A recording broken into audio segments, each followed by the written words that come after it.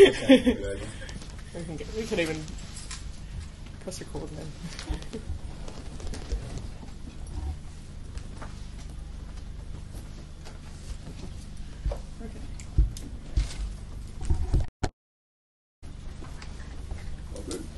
Hi everyone, welcome back for day 2 of the Young Writers program. We have with us two very interesting people that work in non-fiction. We've got Amy Dale and we have Amy Middleton. I'm going to give a little bit of introduction to who they are in a minute, but the thing we're going to be talking about today is where do journalists actually get their ideas and how do you interview someone? So I'll ask some questions about how you structure your questions, what opportunities there are for young journalists, and and if you have any questions, make sure you use the hashtag YYWP14 on Twitter, and obviously here, jump in any time that you want to ask something. And we'll structure the session so that we talk for about 15-20 minutes. I've got a few questions I want to ask, and then at any time you want to jump in, please do. And then at the end of that, we'll start asking you questions about what kinds of writing you're interested in doing, and we'll go from there. So, I've absolutely lost the actual one. All right, so Amy, this is Amy Dale. She's the chief court reporter for Sydney's highest-selling daily paper, the Daily Telegraph. She joined the paper as a journalist in 2006, and in that time she's reported on sport, police and business. She became the senior court reporter in 2011 and covers the state's most high-profile trials and anti-corruption inquiries. She reported on the Simon Jitney case for his arrest in 2011, and she currently is writing a book about the trial for Random House. So, it's out. Oh, is it? When did it come out? About a month ago. Wow. Yeah, I think we the Lex and I meant to update it, but we forgot to. So yeah, it actually came out a month ago. But that's an interesting question. So we talked about this last night with lead times in terms of magazines and books and how they change. But that case is fairly recent. Like, how long did it take you to turn that around?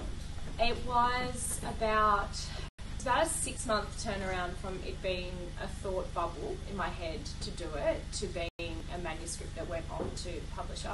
So I sort of had the idea sort of early in the trial while it was still going to do the book, and then once it was finished and over a sort of couple of weeks I put together a proposal through someone who at my work, his colleague who's done a couple of books, got a contact, who works at a publisher, and then we sort of locked it all in January. Then the sentencing was still to come, so I did the sentencing knowing that I was going to do it, and then took a month off from work full time and sort of got the bulk of the manuscript finished, because it was hard up until then because I was doing it at night and on weekends, sort of in between my normal job, which by that stage I'd moved on to do different trials, so it was sort of very hard to switch from doing a trial during the day to go and writing a book at night, which is obviously a completely different style in a newspaper to how you write a book. So then I went back to work and did the edits, and then the edits sort of ticked through kind of June and July, and then by August it was done, and then it came out very early September.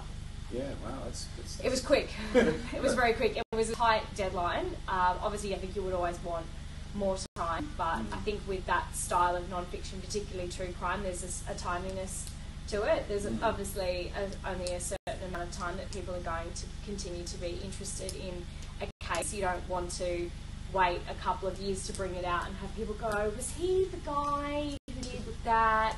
You want it to still be, when people see it in the store and see his photo and the victim's photo, that it's very clear in people's minds and people very instantly recognise who it was and what the case is. So it was tight, but it did need to be.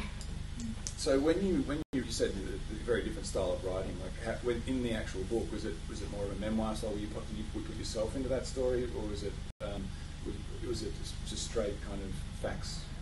I made a decision to not put myself in it. And there's obviously so many different styles of true crime, and a lot of true crime books the author is in it, and I think in a lot of books that works really, really well. I know particularly one I read earlier this year was John Safran's true crime book, which he really investigated the whole story, and I think so him being in it the whole way really matched with what the story was. I felt with mine that the stories of other people were much more significant to my story in it. I was just the reporter who covered the case. In some ways it was no different to any other case that I've covered for the Telly. So I thought that the victim family's story, the accused story, the investigating officer's story. I felt it was much more important the whole way along to be telling it from their point of view, not to be telling it from mine. There's certain parts in it where I'll talk about journalists being in the court or whatever, but I never went into a first person style in it. So I did want to maintain a bit of distance from it as well. Sort of you get to inject a bit of opinion in it along the way, in an interpretation of, you know, what he was like, you know, in court or whatever, but I didn't think that it was sort of the style of book that suited my opinions and take and what I was doing at the time. I just didn't really think it was that interesting. Yeah. And so if you have any questions about that process, just pipe up later. I will introduce Amy Middleton next. She's the founding editor of Archer magazine. Did you bring a copy? Yeah, I've got some. Oh, cool. Archer magazine, it's Australia's premier literary journal devoted to the exploration of sexuality and diversity. She's a Melbourne-based editor with 10 years' experience in publishing at magazines like Australian Geographic, The Bulletin, Rolling Stone, and The Big Issue. So they're all really very different publications. I didn't even mention House and Garden. Oh, House and Garden. So how did you how did you get such a varied resume in different places, and what's it like working in them? Well, I sort of cut my teeth at The Bulletin, which was lucky. The Bulletin, if you know, was a current affairs mag, or news and current affairs. It got axed 6 months after I joined. It wasn't my fault. But I studied creative writing at uni and then went on to become a journo. And I just had a contact that worked at The Bulletin and went there and managed to get myself a job on the website. The great thing about magazines that are part of big publishers like that, so The Bulletin is published by ACP, which is one of Australia's biggest magazine publishing houses, is that you meet people and you network within those publishing houses. And then I just jumped around from mag to mag until I found my so they're all ACP? Yeah, they are. Right. So most of my mags I've worked on have been ACP, which is now called Bauer. But you set little goals for yourself. Like I worked on Bulletin and then that got axed, which was an amazing experience. You know, James Packer came into our office one day and told us it was all done, and everyone cried and then went to the pub, which you'd expect. Yeah. And then from there I sort of kept setting myself higher goals. When I was working at Wheels magazine, writing about cars, I wanted to be working at Rolling Stone, and then from there I wanted to go on to Australian Geographic. So once I'd done that, I sort of moved on from there and moved down to Melbourne and then started up Archer. That's interesting because we were talking just before about your experience and how you've at the telly. You've like how different can you be? Like business, sport, and crime. I mean, they're all very different news desks. I mean, how did that happen for you? Well, I think probably as Amy said, it's often when you first get your start, you take where they offer you. So take what you can get. Yeah, basically you take what you can get. I had a contact. I knew someone who got me a job answering phones at the telly, getting the editor's coffee, getting dry cleaning, and I started writing little stories here and there. Basically, the stories that no one else wanted to write. You know, if there was the paper does promotions or something, there's a competition where we're giving away something, someone's got to write 200 words about what we're giving away, and so that's obviously the stuff that people have been there for a few years don't want to write. So if you sort of fill the gaps of what other people don't want to do, that you find yourself, you can in a way become quite valuable to a newsroom. And then when I went for a cadetship interview, which is like the journalism apprenticeship, that sport was where the gap was. And they said, do you like sport? And I'm like, yeah, I love sport. Really into sport. Great, love sport. Went home, printed out the list of all the NRL teams, was like, okay, right, need to learn them. I'm like, Dragons, Bulldogs, Rabbitohs. Like, did not know anything. My family's is Victorian. I grew up on AFL. The telly is an absolute NRL diehard newspaper. I walked in having to pretend like I knew. There's a lot, there can be in a newsroom, there's a bit of fake it to make it. A lot of the time you are learning all the time as you go. You're really learning on the run and having to pick up stuff quite quickly. And I mean, while you can't be afraid to ask for help, there's also, you've got to be a bit of a self-starter and sometimes just figure out stuff for yourself as well. So sport was my first gap, and basically like Amy, I ended up really enjoying it and really loving it, but it was not where I wanted to stay forever. So after I'd been there for a while, I started sort of I wanted to move into general news, and then there was a gap there doing business reporting. Then the only gap they had then was working the overnight graveyard shift, which was a 10 p.m. till 6 a.m. shift, and I was like, great, awesome, lock it in. So yeah, I think what Amy says, it's always important to sort of have a next step in mind of where you'd like to go to. And just, so you want to say something? I was just going to add that my hot tip for that when you're starting out in journalism, that most of the people that you work with don't know anything about what they're writing about. They're learning as they go as well. Yeah. Because part of the deal being a journalist is that you have to be flexible, and it's so rare. I mean, you're really lucky if you're writing about what you're passionate about. Generally speaking, you have to learn as you go, but everyone's doing it. Yeah. So back yourselves is my tip. Yeah, and it can take quite a while before you get to be writing about the area that you really want to. I mean, we probably both clocked, several years before we got to working in a particular area that we were really passionate about. I always wanted to do court reporting. I actually had started studying law, so combining, but I always wanted to be a journo, but combining kind of law and journalism was always at a point what I wanted to do. But I was at the telly, years before I got to start doing courts, and along that time I had to kind of prove that I could hold my own in other rounds. That the first day I walked in, I was like, I've got no idea what any of this means. Yeah, and while I was writing about cars, I was dreaming of writing about sexuality and gender. That's what I wanted to write about. And when it came to it, I realised there was no magazine that was really the style I wanted to write in, which is why I started out. But I could never have done that without my 10 years watching other editors do their thing. That's interesting. We were talking yesterday, we did a story trial, we were walking around, and at Hunter Performing Arts, you guys don't have a paper or a school paper or a publication talking about maybe starting one up, or how, is there any tips on how to easily set one up within a school even, well, I mean, on a small scale. I'm sure within a school it'd be a lot easier. I reckon. Have you pitched it to your principal or anybody? Not yet. It's just been something I've been trying to get a few people together that are interested in doing it. Our teacher's pretty passionate about writing, and she's keen on it. So it's a great that's idea. great. Yeah, I'm sure they'll back you. Particularly if you've got a teacher who's willing to get behind it as well. Yeah, because you can use the school funding. Yeah. Yeah, and you've got a computer lab at school. That'd be so much fun. Make a big team and share the work between you is my tip.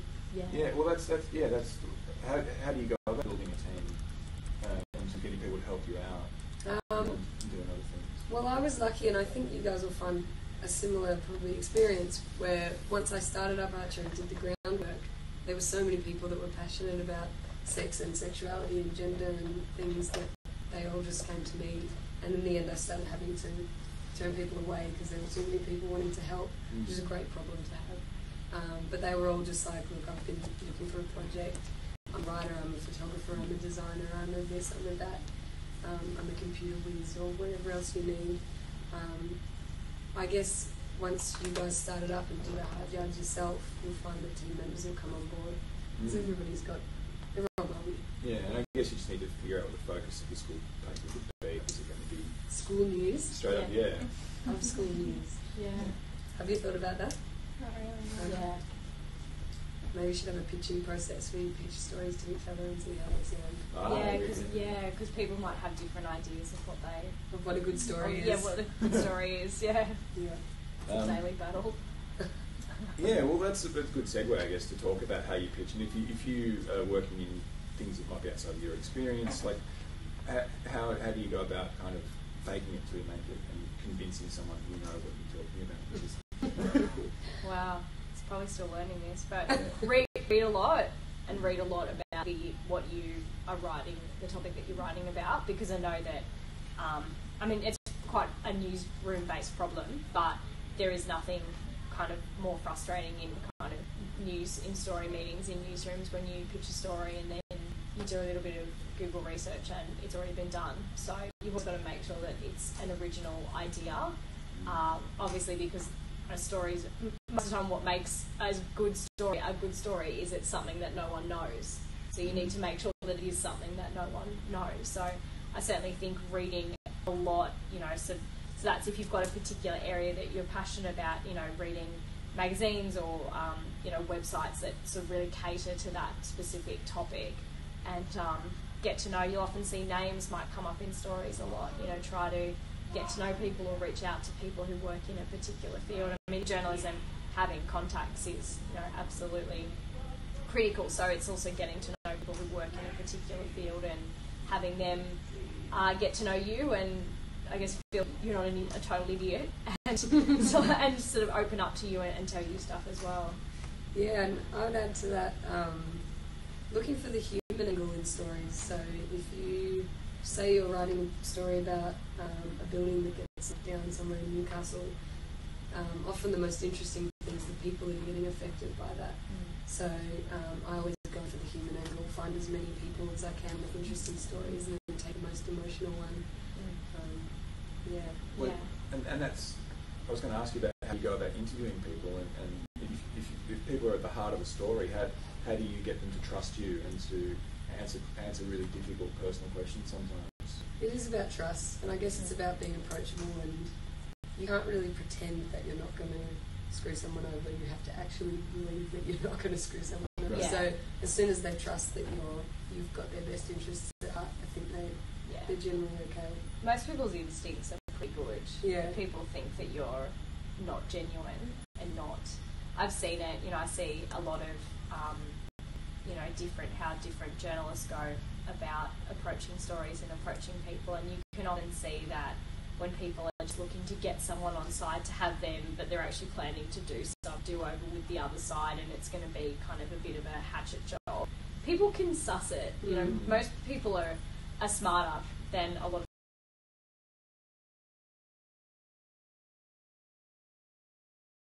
to not screw people over is a good start. is a great start, and being genuine, being honest, and also don't oversell something if something's not going. I know sometimes, you know, I've had stories and people think that they're going to get a huge run, that it could be kind of a front page story or a, you know, page 3, page 5 story, and you know it's not. You've got to be honest with people as well, as much as that's sometimes not easy, and sometimes people can get angry or upset.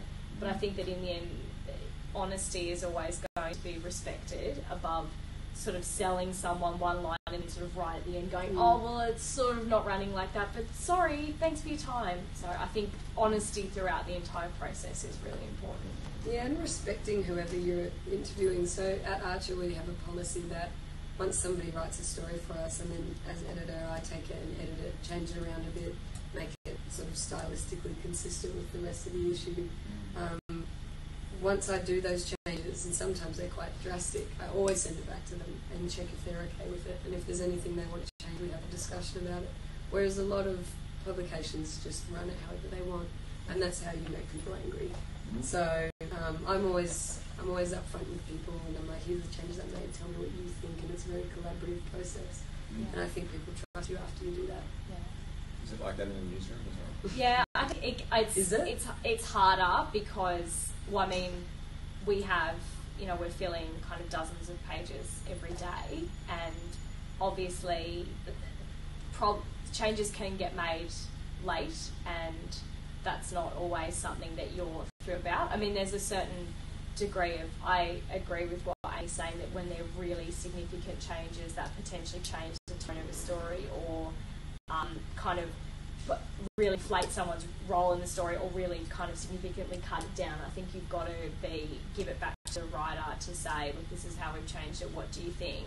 But often, I mean, my stories the style of mine can change. I always write in a really kind of narrative style because that's how I like writing, and sometimes when it's like a deadline and the story's going from running, you know, quite prominently to, you know, being quite small, a sub will rewrite it and make it quite straight and change it, and I just have to suck that up because, you know, when the deadline pressure, particularly for us now that we've got online filing, kind of tablet filing, sometimes changes are made that there's no time to, I guess, go back to everyone. But that's also a bit, I'm talking about stories that are a little bit different to what Amy's talking about, because mine are kind of court reporting stories, so there's not, in some ways, my stories are kind of straight of this is what happened in court. It's not that it's someone who's been really involved in the process apart from me that is potentially affected by those changes being made. This is stuff that's purely kind of newsroom deadline pressure.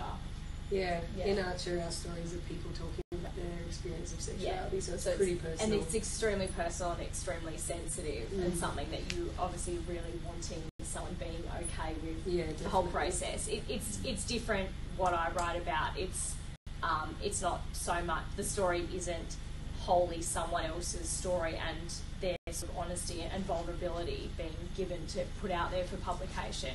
News is news. It's what happened in a courtroom. It's what happened at a crime scene or at a business press conference or at a sports press conference. So sometimes those changes are made by people higher above than me, and I, so a lot of the time I see it and think, yeah, it was better how it's been changed. Sometimes I hate it and rage against it, but in the end, that's what the job is. You can't always have it written exactly as you would like, unfortunately. You touched on what a sub-editor does. Could you explain a little bit what they do and some of the roles within a newspaper and also a publication that some of the YWPs might end up going into? Like, what kind of roles are there at a publication? So the magazines that I've worked on, you'll have a publisher who deals with money and things, and they generally sit in their own office away from the newsroom sort of area. And the editor is the one that makes the decisions about the content. So my job as editor at Archer is to choose all of the stories and commission them, which means to go out and talk to the writers and ask them to submit them by a certain date, and then edit them for style. A sub-editor, which we don't have one on Archer, but all the other magazines I have worked on have had sub-editors. They just deal with the copy. So the copy comes in, the sub-editor looks over it, fixes it all up, and the editor gets a last look. And then there's a crew of journalists or reporters or staff writers who churn out copy, and they write all day. Copy from the reporters goes to the sub-editor to get fixed, goes to the editor to get checked off, and then goes to print. Pretty much. Great. Does anyone have a question at all for Amy Lane? It's easy to remember. I mean, what kind of non-fiction are you interested in writing yourselves? I mean, you were talking about history yesterday. Is there any kind of particular thing you're interested in investigating? I mean, you're talking about doing critique. Is there anything you want to ask us about, or you're not sure? Okay. I did have another question about opportunities for young journalists. And you kind of touched on studying before. Did you both do journalism degrees? No. I did creative writing. I dropped out. Just Yay. So you just went straight to the newsroom? I was doing a law degree, and then I was working part-time. I did always want to be a journo, and a family friend who had been a journo had told me to not stress obsessively about studying journalism, because most people in our newsroom do not have journalism degrees. Obviously, the really old school journos don't have any degrees.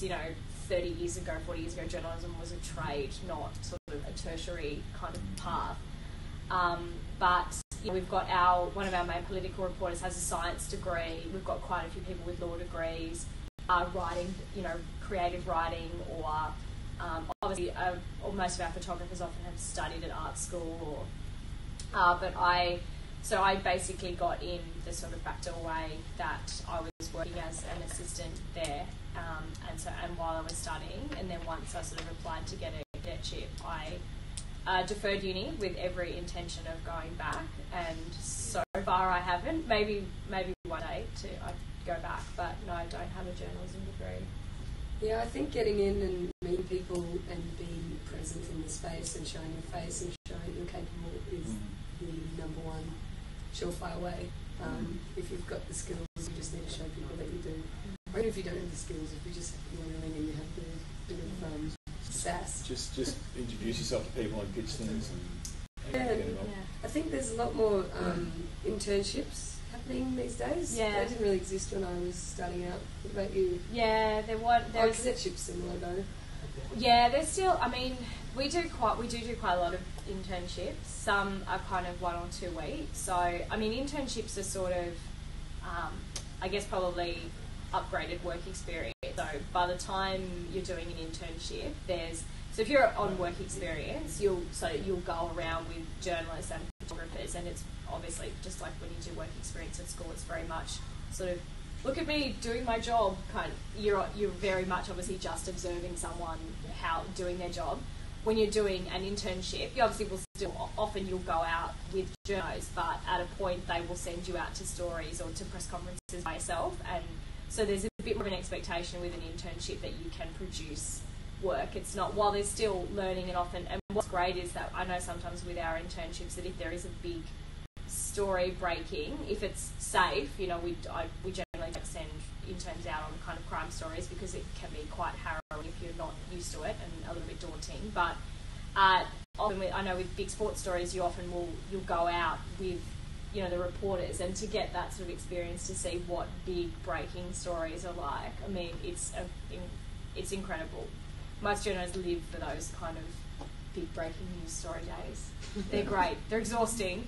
You kind of always finish the day like simultaneously kind of exhausted, and just like you could fall asleep for 24 hours straight, but you've got so much adrenaline churning through that you think you could like go and run a marathon or something. It's this really odd kind of paradox. And you've had a couple of those experiences. Yeah, they're great. They're just what newsrooms when huge stories are breaking. I remember I was doing a night shift the night of the first Rudd Gillard spill, and it was just, we made the decision in about 40 minutes that we were going to put out another edition, which is a bit like what Amy was saying, like with publishers, that's when we've got to go to the bean counters upstairs and go, we want to do this, can we please do this, because they're the ones that obviously look at how much it costs to print another edition or something, and our editor was like, we've got to put out another edition, so we put out a morning edition. So all of our editors, everyone was called back in. We worked through the entire night and got it out, basically just as Julie Gillard was doing the sort of first press conference as Prime Minister. And yeah, it was incredible. It's, days like that you would do the job for nothing. How did you sleep? I hated this. I felt my editor might see me going, oh, I love it. I do it for nothing when it's such an amazing day. You just, well, see, I've done overnight shifts, so at that point I was flipping back and forth between overnight shifts and breakfast shifts, which were 5 a.m. starts, and then night shifts, which were 5 p.m. So I sort of forfeited my body clock for a while. But I just think the adrenaline in those days, you honestly, the adrenaline gets you through. Yeah. It's fun. It really is fun. See, I find that exhausting. I work at a daily newsroom at the moment just to supplement my income. Yeah. And it's an online news situation, which is a little bit different. But when there are big stories breaking, I get a bit anxious and can't really handle it. So I'm much more suited to like a monthly publication or every 2 months. It's just stories about animals and things like this. I like those. And you can spend a bit of time digging and talking to rhino handlers and stuff. Rhino handlers? Well, I have nothing to know about, for example. There's a story of it. Yeah. Robbie last night was talking about when you pitch you should have an online presence, and you've just touched on it, online publications. Writing for a publication has a specific tone, and they have submission guidelines, etc. Have you had writing doing your own kind of passion projects? And how is that different from setting something in that's going to be published in a journal?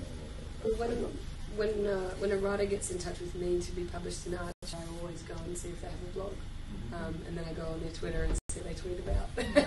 Because if they don't send you any writing examples, it's a good way to see what sort of style they have. So yeah, that's good. It's a good point. Well, either have a good one or don't have one. Oh, right. Yeah. If you don't, be good or hide it. Yeah. Well, that's interesting. I mean, have you seen anyone that's like written something but not shared it? I mean, how to explain this?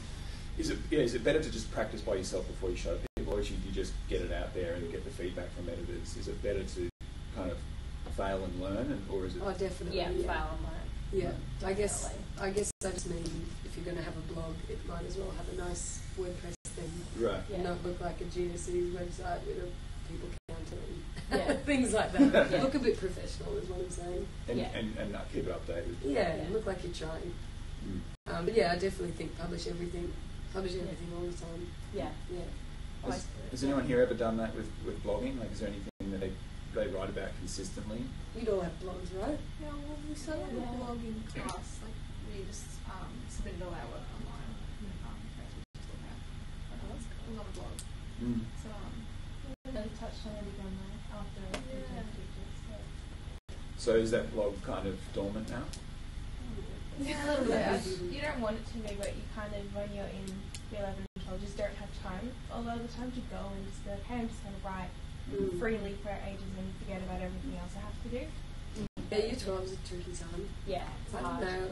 I wrote my whole childhood. I just always wrote and wrote and wrote. But blogging wasn't really a thing when I was a kid. So I think maybe if it was, although I had like an online diary that was locked. It's pretty like dead. journal? Yeah, like no, onlinediary.com. Right. Yeah, it's the girly version. Does it still exist somewhere online? Yeah, I found it using the Internet Archive. It's just got pictures of Daniel Johns all over it. Well, you're in town. Yeah, you I'm come in the right town. place. That's why I came here. Yeah, I can't lie, that's why I'm here. But yeah, I think it's a good experience putting it out there and unlocking your virtual diary if you have one, because you got to get used to it. It's so confronting knowing people are reading your stuff, but if you've been blogging for years, then it won't be so scary. It won't be so scary. And it never does. It is always a little bit daunting. So don't get disheartened if it still feels a bit scary. Yeah.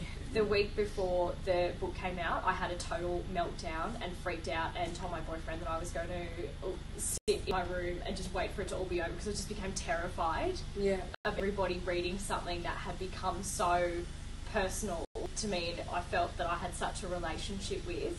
I was so protective of it and so terrified of people reading it and hating it, and me by extension, you know, and even in newsrooms, there's still the feedback that you get is so important. And hopefully you sort of, if the first time someone kind of critiques your work, it's someone who does it in a nice way. I remember when I first wrote a story for Telly and I had this lovely sub-editor sat me down and he said, oh, you've got sort of quite a nice writing style, you know, for year 12 English class, you know, it was very, so he was basically saying you're a good writer, but you're out of your depth here and you need to learn how to write in our style. And he just basically, honestly, it was brutal. It was just this paragraph by paragraph, just butchering of everything I've written and sort of turning it around. But if no one had done that, I would have lasted, 6 months and they would have let me go, because obviously you've got to keep improving along the way, and certain publications have certain writing styles, and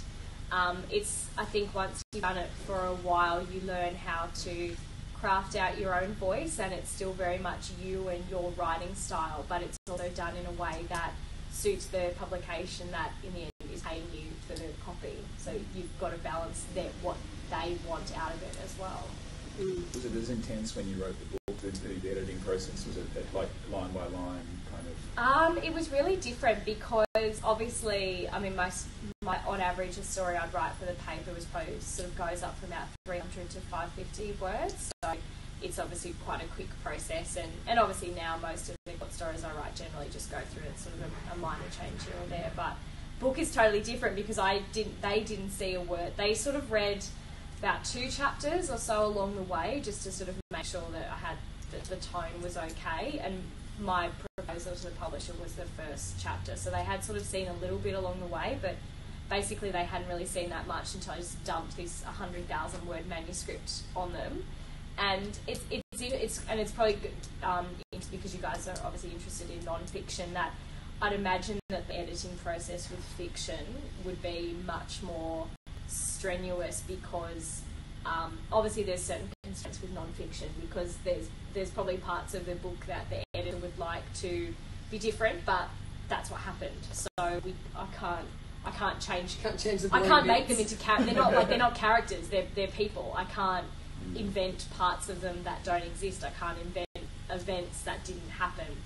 So it's a completely different with fiction, where I think an editor would have much more of an idea in mind of how a character should be shaped and formed. So I mean, there was with tone and style and a few things we expanded or cut down and things like that. And in a couple of bits I had fallen into quite a newspaper style, not a writing style, so some had to be sort of turned around and made a bit more into a longer form style of writing, but really different, much more hands off. which in some ways is scary because I'm used to it being much more collaborative the whole way through, of constant feedback of me sending something. It goes published online. If there's a problem, an online editor will say, can you add more of that, or we need another quote. Whereas with a book, it was much, I don't know, it was so much bigger. There were some bits that they really just left largely alone and then would sort of zero in on other bits. But That's cool. yeah, it was completely different. But yeah. You kind of touch on the legals as well. Like when you're talking about people, you've got to get your facts right. What's the process with a newspaper, with a journal, with a book? Are there people that touch on?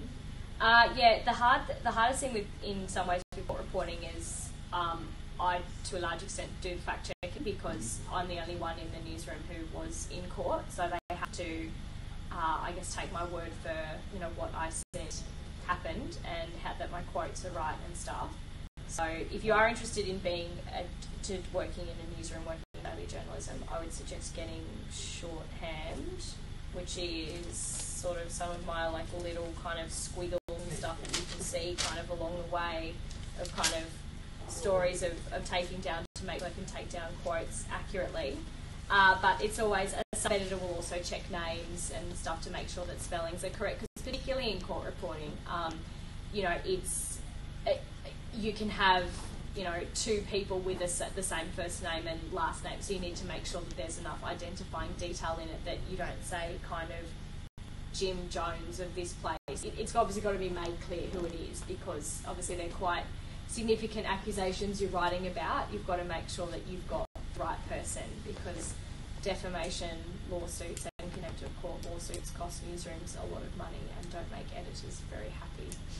Yeah. It is just a reality, though, isn't it? In newsrooms, they factor it into their budget that they're going to have to spend a certain amount of money. Yeah, and they're going to get in trouble. Yeah, exactly. And increasingly, as more and more, obviously, newsrooms cut down on sort of production staff, you obviously run the risk of things getting through that aren't checked thoroughly. Even last week there was an example of papers running an incorrect photo because obviously it didn't. You probably saw because it obviously just didn't go through enough fact checking processes. And I think it was a photo from Facebook, and it makes you could only imagine what it would have been like when that was discovered.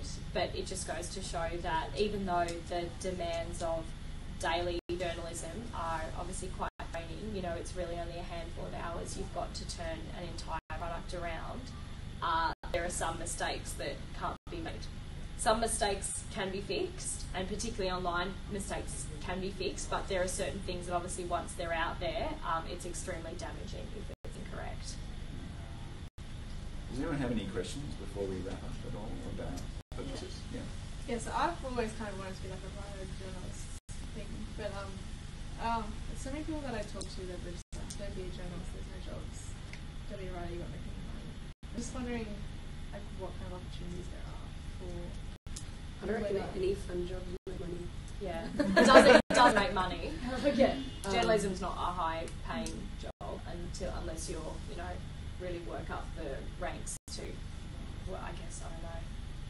I'm assuming like senior editors and stuff make good money, but they also work incredibly long hours.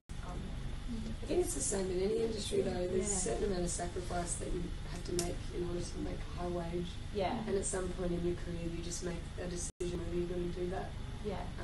And I don't know, I haven't yet. Yeah. I'm still looking forward to when I start making a bit of money. But But you both talked so enthusiastically about what you're writing That's about. right, So, yeah. and that, in a way, is the reward.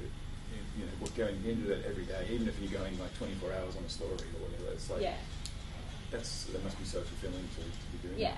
It is very competitive as well, because there are so few jobs now. Like, I think back in the day, as you say, it used to be a trade. It was something that you did, and there were jobs, and you knew that you were guaranteed a certain amount of money, you could do your job well.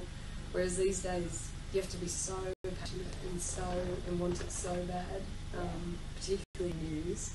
So, be prepared for a lot of people, and I don't know if I speak for the whole world, but I remember at my uni doing creative writing and hearing that the journalism kids were pretty full on. They're cutthroat because they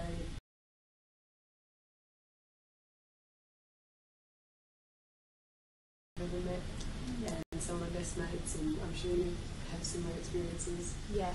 But it's just about, I mean, you've got to follow your passion anyway. That's what passion is. Yeah, and I think, obviously there's certainly in traditional forms of journalism, there are less jobs. That's a reality. But there is also a growing opportunity.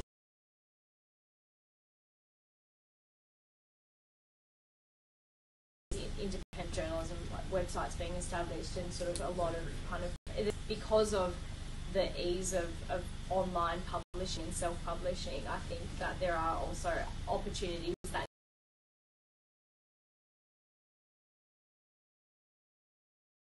kind of traditional journalism jobs. I don't.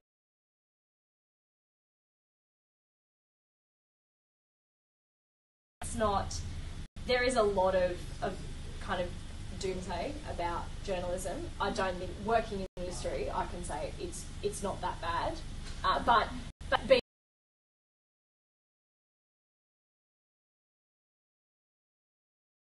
I know countless law graduates who are not working in law. It's a lot of universities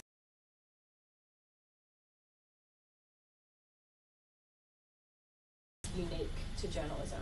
But I've always had a job. Have you always had a job? Yeah, I have always had a job. Maybe, and look, BuzzFeed's really big now. Yeah, Let's BuzzFeed go is work at huge. BuzzFeed. Yeah. That'd be fun. Yeah. Just do cat this. videos. And Yeah. Just do this. I love it. Yeah, it's cool. Which country are you?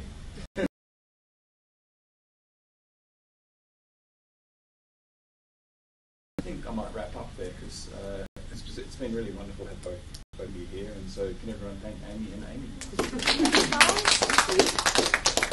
That's great. So we've got